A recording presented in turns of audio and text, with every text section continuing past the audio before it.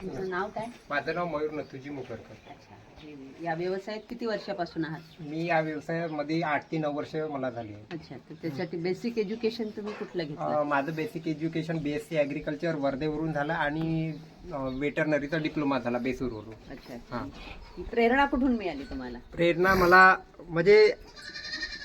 म्हणजे आत्मसात म्हणजे स्वतःमध्येच आत्मसात होती ही प्रेरणा. अच्छा. हां. हेच करा. हा माझा उद्देशच हा होता की मी ड्युटी न करता मला व्यवसायच करायचा होता. अच्छा. गोट फार्मच का निवडला? त्याचं काय कारण आहे? गोट फार्म म्हणजे हा माझा 2 पिढीचा धंदा आहे मॅडम. अच्छा. अच्छा. हां. म्हणजे तुम्हाला त्याचं आधीचं हे आहे, हां. बॅकग्राऊंड आहे. हा माझे पहिले आजोबा करत होते, नंतर माझे बाबा आणि तिसऱ्या पिढीमध्ये मी करत आहे. अच्छा. तर तुम्ही ते ऍडव्हान्स मध्ये करताय. तर किती बकऱ्या आहेत सध्या तुमच्याकडे? सध्या माझ्याकडे आता 200 ते 300 बकऱ्या आहे. 2 शेळ्यापासून सुरुवात केली मॅम मी. अच्छा. अच्छा. हा. आणि मेंढ्या किती आहेत? मेंढ्या एक घेतली होती, आता माझ्यापाशी जवळपास 30 ते 40 मेंढ्या आहेत. म्हणजे एका मेंढीपासून 30 ते हा 40 मेंढ्या झाल्या? 3 वर्षामध्ये. 3 हा. वर्षामध्ये हे कसं त्याच्यात- काय शक्य झालं? म्हणजे मेल फिमेल आणले, हा. त्याच्यानंतर म्हणजे त्याला वाढत पिले गेले. आहेत. एक हा. वर्षातून किती पिले देते ते वर्षात? कधी एक देते, कधी 2 देते. अच्छा. अच्छा. हा. आणि हे याच्यात काय फरक आहे? शेळीमध्ये मेंढीमध्ये इतका फरक आहे का मेंढीला चारा जास्त लागतो पण प्रोडक्शन जास्त आहे. अच्छा. लेंडी खत जास्त मिळते, त्यातल्या त्यात पिल्लाची वाढ झपाट्याने होते हा. आणि जे शेणखत आहे ते शेळीपेक्षा मेंढीचं दुपटीनं मिळते. उत्तम प्रकार. हा. आणखी याच्याशिवाय आणखी कोणता फायदा होतो? आणि लोकरचाही फायदा होतो याच्यामध्ये. अच्छा. लोकरचा फायदा. आणि मेन म्हणजे शेळीच्या पिल्लापेक्षा हा. मेंढीचा पिल्लू हा फास्ट वाढतो, अच्छा. ग्रोथ फास्ट होते. शेळीचा बच्चा हा 12 महिने 10 महिन्यामध्ये विकायला येतो, तर मेंढीचा बच्चा हा 3 ते 4 महिन्यामध्ये विकायला येतो. बरं, त्याचं मार्केट कुठे होते? मार्केट जवळपास म्हणजे लोकल मध्ये होते? हा लोकल मध्ये, सध्या तर लोकल मध्ये मेंढी. मेंढीचं पण नाही, ते म्हणाले की मेंढी हैदराबाद. नाही ते व्यापारी येतात ना आपल्याकडे आणि ते मग घेऊन जातात आपल्याकडे योग्य रेट देऊ. अच्छा. तर तुम्ही आता हा व्यवसाय तुम्हाला आता 200च मेंढ्या आहेत, हा पुढे 1000पर्यंत जावा असं वाटते का? हा. हे जे आम्ही टीम घेऊन आलो आहोत, आमच्या टीम साठी तुम्ही काय सजेशन कराल? आम्हाला कशा प्रकारे मदत करू शकता तुम्ही?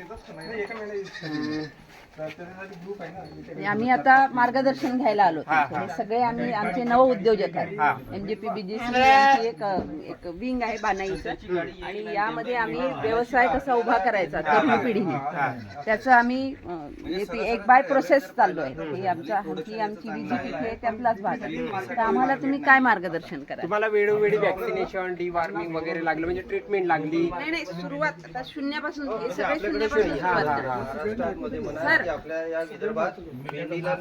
इंग्रजी इकडे लक्ष द्या. आता हे सगळे जे आहेत हे शून्य आहेत, आम्हाला शून्यातून सुरू करायचं आहे. तर त्यासाठी तुम्ही काय हे कराल, आम्हाला मार्गदर्शन करणार की आता शून्य म्हणजे तुम्हाला सगळ्यांना म्हणजे पहिलं ॲनिमल घ्यावं लागेल ना. किती संख्यापासून सुरू करणं योग्य राहील?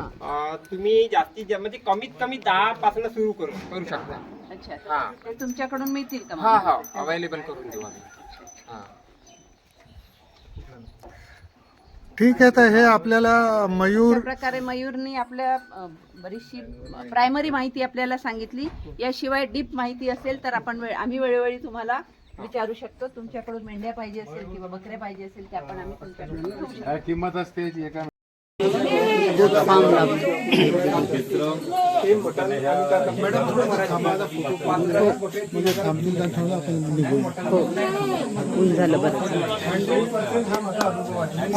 मेगा ऑर्डर चला, एकदा एक फोटो ग्रुप काढून घ्या ना गणेश. अरे मयूर, आज आम्ही गोट फार्मला भेट द्यायला आलोय. काही बकऱ्या, वेगवेगळ्या प्रजातीच्या बकऱ्या आहेत. आमचा ग्रुप आहे. प्रश्न उत्तराचा तास चाललेला आहे. हिरवा चारा आहे इकडे. या बकऱ्या सावलीत बसलेल्या आहेत.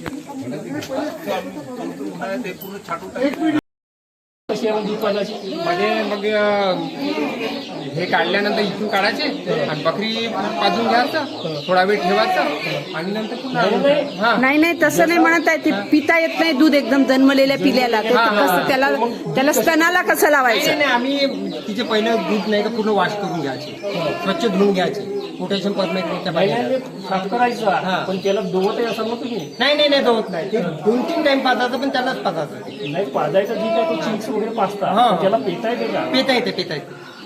ते लावावं लागते त्याला, लावावं लागते ते बरोबर. स्तनाला लावावं लागते बकरीला. आता हा बाळ किती 1-2 महिन्याचे आहे? नाही जी, 7-8 हा 3 दिवसाचा 6 महिने, आहे, हा. हा 4 दिवसाचा आहे, तो 6 दिवसाचा आहे. वेगवेगळी म्हणजे हे आहे ना. हो. हो, हे वेगवेगळे ब्रीड आहेत. आणि हे सगळं म्हणजे मेडिसिन आहे का? हो, हे मेडिसिन आहे. हे औषध आहे त्यांची. खाली बकरी आहे, हे आहे गावठी, हे कोंबड्या पण आहेत. गावठी पण कोणती म्हणजे हायब्रिड आहे? हे कोणती हायब्रिड? ते हायब्रिड नाही, ते गावरानी. गावरानीच आहे का? कुक्कुटपालन पण आहे इथे, कोंबड्या पण आहेत.